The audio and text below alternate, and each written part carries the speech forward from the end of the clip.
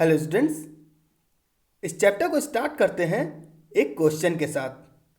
That is, why do we need to classify the elements. हमें elements के classification की जरूरत क्यों पड़ी?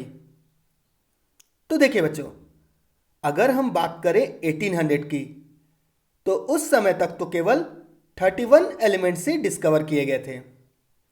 लेकिन ठीक 65 साल बाद ये नंबर डबल से भी ज़्यादा हो गया था और टिल डेट तो ये नंबर 118 तक पहुंच गया है, जिसमें से recently discovered elements man made हैं और साइंटिस्ट लोग तो अभी और भी नए एलिमेंट्स को सिंथेसाइज करने में लगे हुए हैं।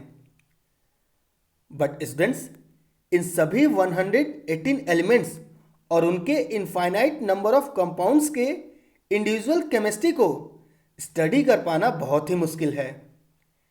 And to ease out this problem, scientist search for a systematic way to organize their knowledge by classifying the elements. Means एक जैसे एलिमेंट्स को एक ही ग्रुप में रखने से उनकी स्टडी इजी हो जाती है। इसीलिए हमें एलिमेंट्स को क्लासिफाई करने की जरूरत पड़ी। Now, genesis of periodic table. तो आइए देखते हैं कि पीरियोडिक टेबल की शुरुआत कैसे हुई। तो बच्चों, सबसे पहले पीरियोडिक टेबल का नाम था डोबेनियस ट्रायड। डोबेनियर ने क्या किया कि एलिमेंट्स को तीन तीन के ग्रुप में बांट दिया और हर ग्रुप का नाम दे दिया ट्रायड। और इस ट्रायड की खास बात यह थी कि अगर आप इसमें इन्वॉल्व फर्स्ट और थर्ड एलिमेंट के एटॉमिक मास का एवरेज निकालोगे तो वो वैल्यू सेकेंड एलिमेंट के एटॉमिक मास के नियरली इक्वल आएगा। उन्होंने टोटल 3 ट्रायड बनाया। पहला लिथियम, सोडियम और पोटेशियम का, दूसरा कैल्शियम, स्ट्रोंशियम और बेरियम का, और तीसरा क्लोरीन, ब्रोमीन और आयोडीन का। यहाँ पर अगर आप लिथियम और पोटेशियम के एटॉमिक मास का एवरेज निकालोगे तो वो सोडियम के एटॉमिक मास के इक्वल आएगा। इसी तरह अगर आप कैल्शियम और बेरियम के एटॉमिक मास का एवरेज निकालोगे तो वो वैल्यू स्ट्रोंशियम के एटॉमिक मास के इक्वल आएगा, एंड सो ऑन।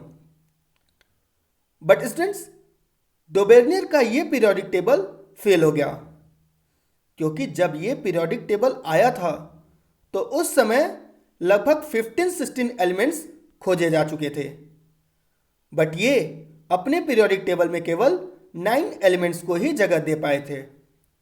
जैसे आप ऐसे ही देखो कि मान लीजिए अगर आपके क्लास में 40 स्टूडेंट्स हैं और मैं बोलूं कि नहीं, मैं केवल 25 को ही पढ़ाऊंगा, रेस्ट को नहीं, तो क्या ये सही होगा? नहीं ना। तो यही चीज़ इनके साथ भी था। इनके समय जितने एलिमेंट्स की डिस्कवरी हुई थी, ये उन सभी एलिमेंट्स को अपने पीरियोडिक टेबल में जगह नहीं दे पाए थे। इसीलिए डोबेनियस का ट्रायड थ्योरी फेल हो गया। उसके बाद आया न्यूलैंड्स ऑक्टेव।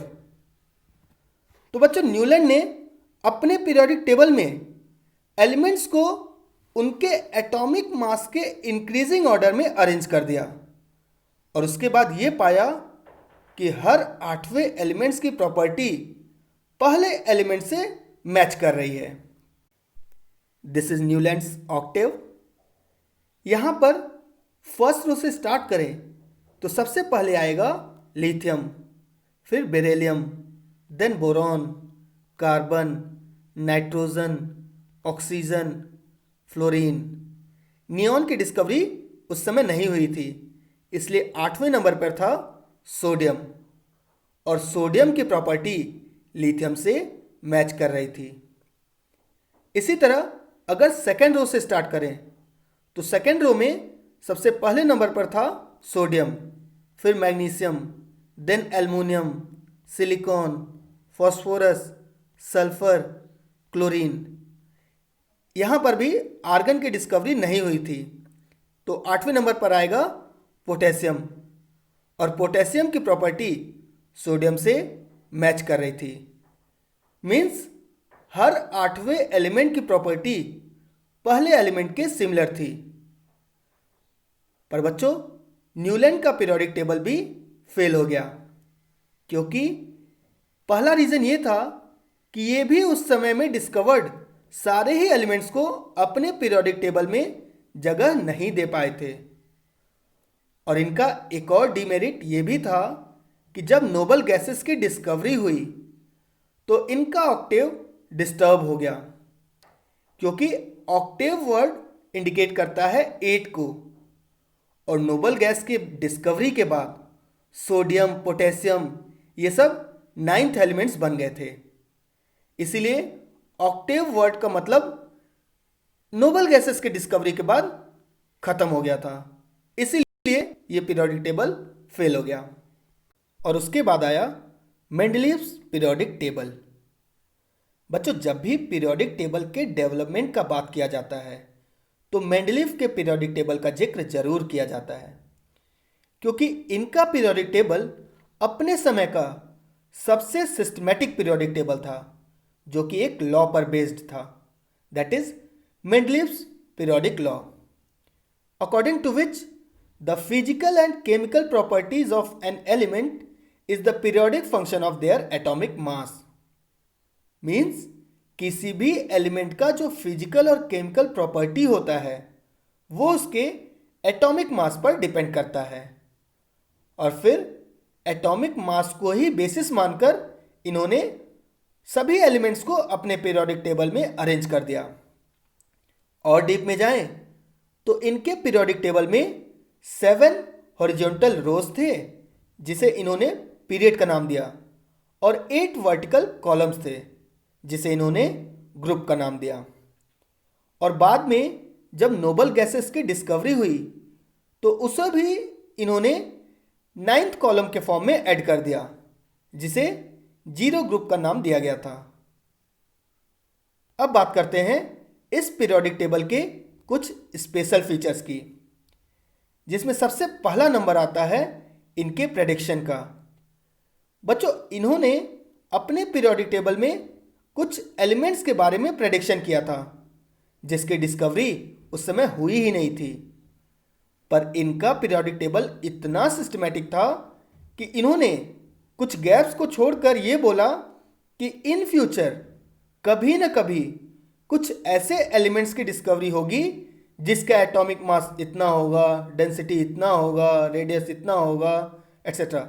मीन्स बहुत सारे डाटा को बता दिया था कि इन फ्यूचर जो एलिमेंट डिस्कवर होगा उसका यही सब डाटा होगा, और उसके लिए इन्होंने टेम्पोररी नाम भी दिया था। 2 एलिमेंट्स के लिए इन्होंने मेनली प्रेडिक्ट किया था। पहला एल्युमिनियम के नीचे वाले एलिमेंट का, दैट इज गैलियम।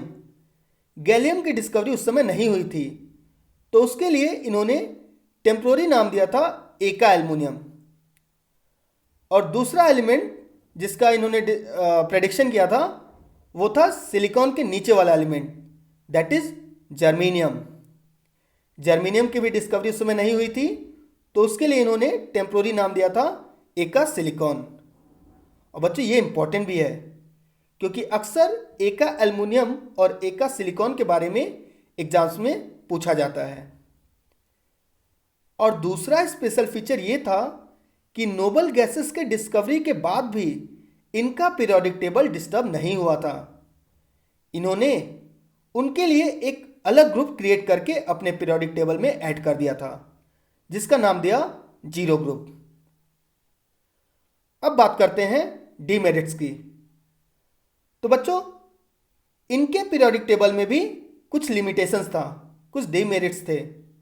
जैसे ये अपने पीरियोडिक टेबल में आइसोटोप्स के पोजीशन को एक्सप्लेन नहीं कर पाए थे। हाइड्रोजन का पोजीशन भी करेक्ट नहीं था इनके पीरियोडिक टेबल में, और साथ में कुछ एलिमेंट्स के एटॉमिक मास के ऑर्डर में भी गड़बड़ी था, जिसके रीजन को भी मेंडलीव एक्सप्लेन नहीं कर पाए थे।